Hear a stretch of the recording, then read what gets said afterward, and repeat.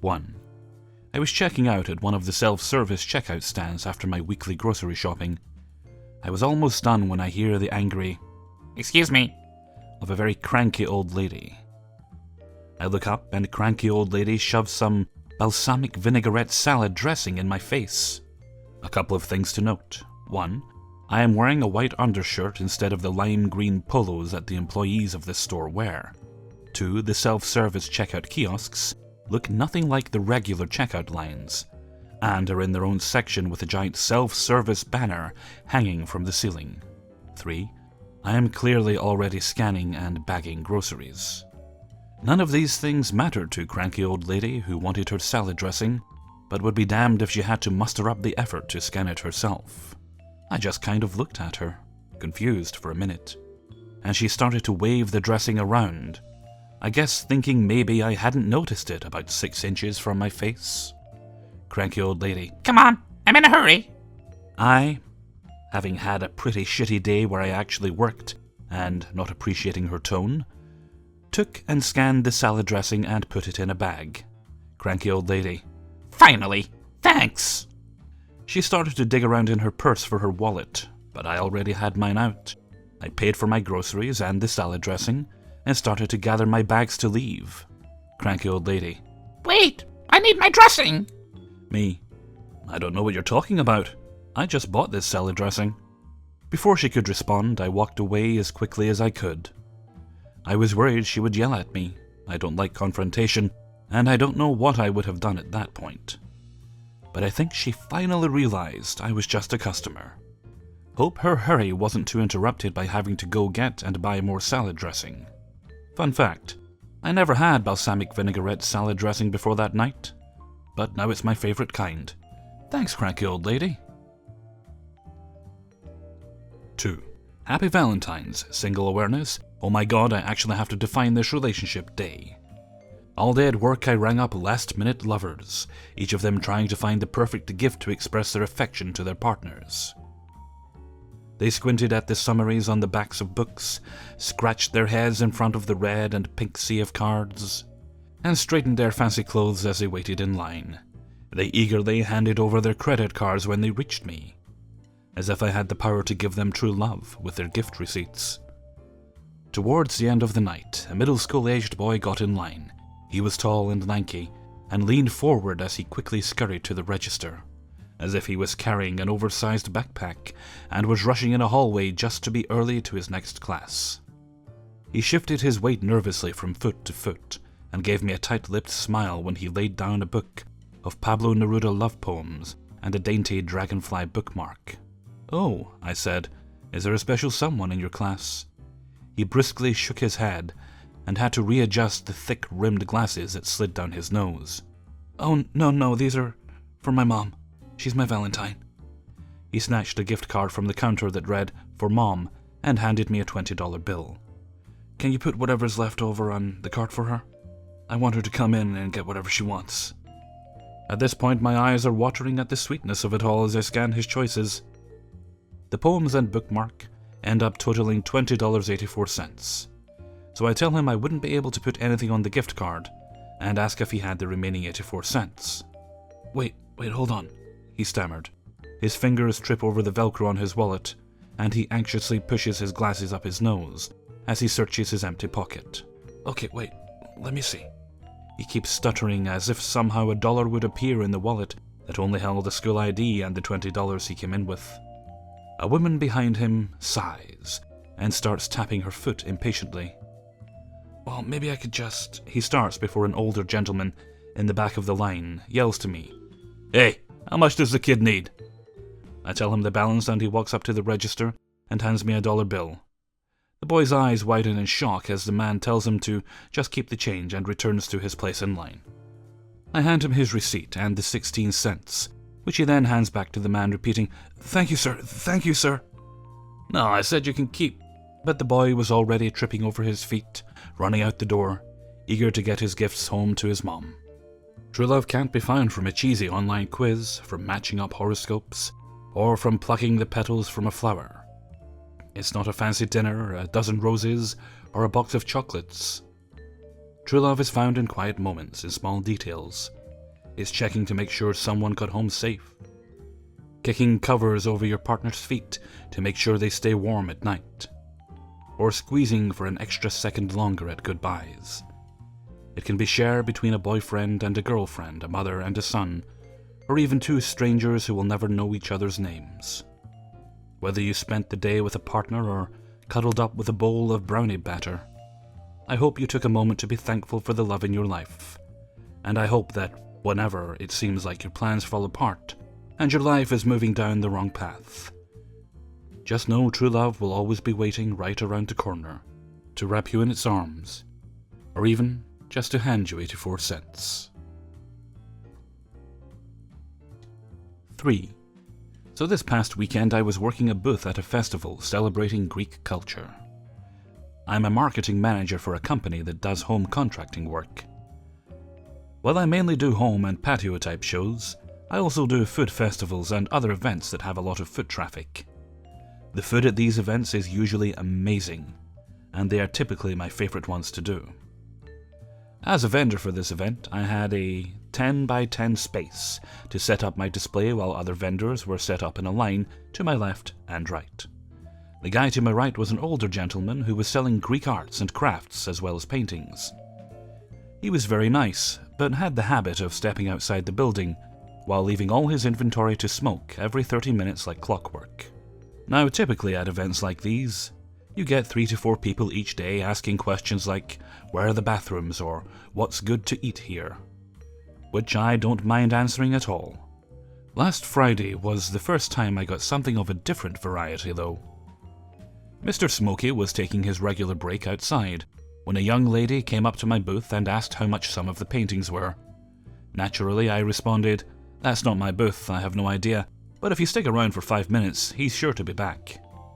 Well, this lady did not accept that as an answer and said, "I need to leave now to pick up my daughter from gymnastics class, and I must go home with this painting." She pointed to a smaller painting of Greek architecture. I told her it was not mine to sell, but she responded, "I'll just pay you, then you can pay him. I gotta go, don't do this to me." Now, there was no one currently in front of my booth, but this woman would not go away, and it doesn't look good to have an angry person arguing with you when you're trying to generate leads for your product. I figured, what the hell, and wandered over to the booth next to me just to get her away from my display. There was a printed out sign on the wall that read $75 paintings, but she was too blind or too dumb to see it. This is where I just decided to spit out a higher price to get her to go away and stop bugging me, so I said, "This fine piece is $150, ma'am." She scoffed at me and said, "It's too small for $150. I'm not made of money," with a condescending tone. She then counter-offered with $120, saying it was all the cash she had on her, and that I would lose a sale if I didn't take it. I still don't think she understood that it wasn't my booth. In my head, I said, "Fuck it, let's do it," and told her she was right, and I had to get rid of inventory to offset the vendor cost. I took the painting off the hanging display for her, and she handed me 6 crisp $20 bills. "See, that wasn't so hard," she said, and I gave her the painting in exchange. "Enjoy your day, ma'am," I replied as she went on her way. 1 minute later, Smokey came back, and I handed him the $120, telling him the whole story. He was actually very grateful that I made a sale for him while he was gone, and tried to hand me $60, saying he usually goes down to $60 for people who haggle. I turned it down and told him not to worry about it, and was glad I could help out a fellow vendor. He did not accept this, and ended up buying and bringing me delicious lunch and dinner for Saturday and lunch for Sunday. When I started to pack up after the event, he came over and gave me a bottle of Greek ouzo, which I am currently enjoying while writing this. 4. So I work at this fast food restaurant where we serve chicken and burgers, basically the same as every fast food joint in existence. Well, today, this couple comes in and I'm working the till and I greet them. I say, "Welcome to Speedy's Fast Food, what can I get you?" I take their order, all's going well, and then I turn around to grab their food and put it all together for them. They ordered some chicken and some sides for a dinner plate. I grab the plate, pick up the scoop for the mashed potatoes, put it on the plate, get the gravy, scoop out the gravy on the potatoes. Then the woman says, aren't you supposed to be wearing gloves? In this super annoying way, imagine the way Jimmy Fallon talks in the EO skit. Me, no ma'am, I either used utensils or tongs to handle all of the food. My hands don't come into contact with your food at all. I said this very politely, smiling even though this woman is telling me how to do my job and she just has the demeanor of, I'm better than you. Husband, now just arriving from the bathroom. Where the fuck are your gloves? Me, sir, I'm not required to wear gloves if I don't directly touch or handle raw food, ingredients or the finished product. Still being as polite as possible, although my smile is now less than convincing. Husband, yes you are. You could get your nasty skin cells or greasy hair on my food. Speaking of which, where's your hairnet? At this point, I'm thoroughly infuriated, struggling very hard to maintain my cool. I wash my hair with shampoo every day. I have probably washed my hands more times in the past several hours than this guy has in a week. The wife has just been rolling her eyes after everything I say, huffing and puffing, all around just being the bitchy sidekick to Captain Asshat. Me, sir, I don't know what else to say I can get. Husband, shut the hell up! Manager? Is there a manager in this fucking store? This is the point where I'm visibly angry, trying very hard not to lose my temper, and so I tell him that it'll be a moment and I go get one of my managers. I walk to the back, find a manager, having to help train someone, walk back up, manager in tow. I've already briefed them on the situation. She's not happy. My manager, sir, I've been informed that there's an issue. How can I help? Husband, issue? This fucker, me, wasn't wearing any gloves when he was handling our food. This is ridiculous. I can't believe that you idiots allow useless fucks to work, unsupervised, and then don't reprimand them. Unbelievable, but yeah, the issue, literally used air quotes, is that incompetent employee, air quotes again, doesn't know how to handle food, and I refuse to eat anything touched by your employees. First non-insult, greasy hands. My manager, sir, I'm going to have to ask you to refrain from using that language in here. There are several small children just a couple feet away. Second, please do not insult my employees. They work extremely hard and are all very good at their jobs. He is not required. Husband, bitch! I will use whatever fucking language I want, and there's not a damn thing you can do about it. So tell your fucking employees to put on some gloves and make our fucking food. You don't know anything. Me and my wife have been in the restaurant business for over 10 years now. Wife nodding and audibly going, I think I would know how to run one. What would you know? You're just a useless woman that will work fast food for the rest of her life, accomplishing nothing. Manager, one moment, please. At this point, my manager asks someone to cover the front counter for a couple minutes. She pulls me into the office because she thinks my presence would antagonize him. Then my manager calls the general manager, who is not working currently, informed her of the situation, offered to let the husband speak to her. He refuses, demanding to speak to her in person and refusing to leave. She shows up about 5 minutes later. She only lives a couple minutes away. Guy is just being a pain, demanding that he speak to the general manager. General manager, sir, I am going to give you your money back and you're going to get the fuck out of my store. I will not tolerate you insulting my employees and my managers. This is absolutely unacceptable. Gives money back. Oh, and if you could direct your attention to this wall. There's like 20 frame certifications on the wall. This is where the Serve Safe certifications for every single one of my managers go. They know how to run a restaurant or they wouldn't be managers. Wife, but this is absolutely terrible customer service. General manager, you aren't a customer, ma'am. You're an ass. Wife, I cannot believe how bad this place has gotten. We'll never come back. General manager, good. Now if you don't leave within the next 30 seconds, I'm calling the cops. They finally freaking left, and I just, I hate people. Later today, we asked this lady to pull straight ahead while we cooked the 20 tenders she ordered, 3 minutes and 28 seconds before close. Her exact words were, Why the fuck would I pull forward? There's no one the fuck behind me. No. Shove it, you asshole. I will sit at this window until the crack of dawn if I have to. I want my damn tenders. I might have slammed the window in this one's face. 5. I'm in the grocery store on my way home from work. I work private security, so I'm wearing a black jacket with a cloth yellow badge sewn in. I've been mistaken for a cop, and once lost prevention, perusing the mac and cheese because I'm a lazy bachelor. An older lady approaches me, and I don't pay her any mind, which was a mistake. She's clearly of Italian heritage, and short in both stature and temper. Her, "Excuse me!" So I step aside, thinking she wants something off the shelf, my second mistake. Her, "Where's the honey?" Me, "I think it's down aisle 8. Her, "Well, aren't you going to take me there?" Me, "No." Her, "What kind of service is this? You're supposed to walk me to the item and hand it to me.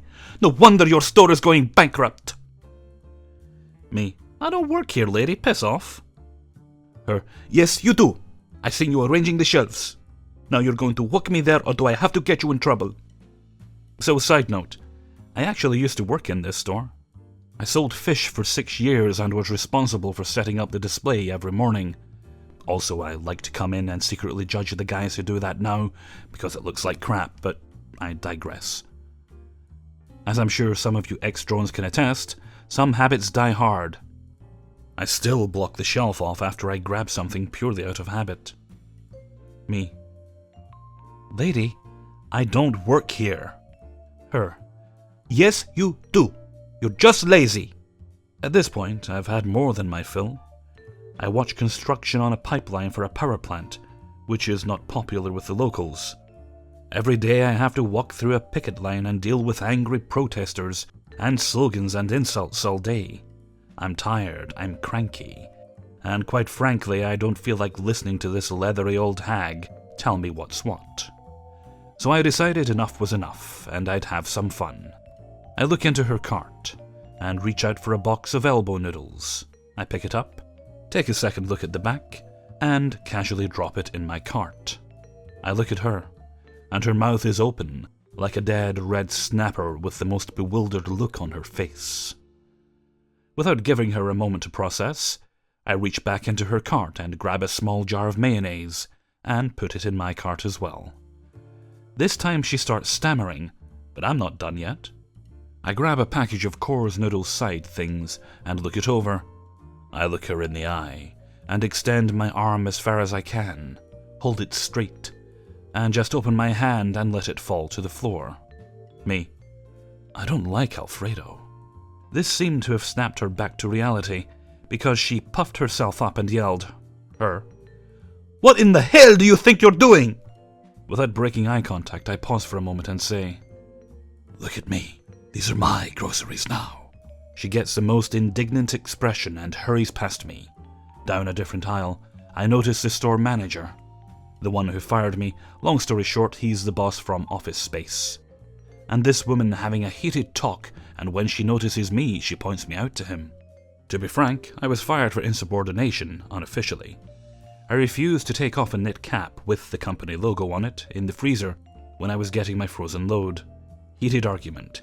He told me to go home, this was a Friday, and come back on Monday when I know how to follow directions. I showed up on Monday, and he smiles at me and says, "What are you doing here? You were fired for no call showing your weekend shifts." It was his word against mine, and I couldn't even file for unemployment afterwards, because on paper it said job abandonment. Fuck that guy, and his wife who beats him. He stated that company policy on dress code was that those hats were only to be worn by the cart guys in the winter. Everyone else had to wear the baseball caps. But everyone who had a cooler was wearing them. It was like the fashion for employees at the time. This was also the same guy who sent me home and made me cut off a necklace I had soldered together. Had a pendant I got from a friend who died. It wasn't coming off. But company policy said no jewelry, which was put in because someone's earring had fallen off. I'm not bitter at this guy or anything. He and I make eye contact, and I wave with the biggest shit-eating grin I can muster, and he just shakes his head and I move on to the meat section. He never approached me about it, so I can assume she didn't get me in quite as much trouble as she was hoping. I put the mayo back because I already had some, but I kept the noodles as a trophy. I ended up picking the Cracker Barrel cheddar and bacon mac and cheese as a treat for myself. Edit. To all of you saying I'm an asshole for menacing an old lady, you're right. I'm a 5'5", 120-pound guy with long hair. I should have realized just how intimidating I am. I should have just told her, "Oh, hamburgers, let me go get that for you right away." My bad. Edit 2. To all the people saying I'm an asshole for working the pipeline. Actually, I work for a private security company that contracts out guards to people who ask for them. Personally, the site pays enough I was able to move into my own apartment. So it's more accurate to call me a mercenary because all I care about is how much they pay me. You guys want to get me a better job so I'm not such a seal clubber? Hey everybody, Hellfreezer here, and thank you very much for listening to Adventures in Fast Food and Retail number 14. Thank you very much to everybody who allowed me to use their stories in this video. I can certainly sympathize with the guy in story number 5 because it's been, well, it'll be 2 years, come I think May, since I worked retail. But even now in stores I have to resist the urge to face up, to pull things forward when I take things off the shelf. The only time I do it is if I know that somebody's literally just freshened everything, they've just literally pulled everything forward, in which case I feel bad doing it, so I will pull it forward then. Okay, and with that I'm going to head off for now, so until next time, thank you very much for listening, and take very good care of yourselves.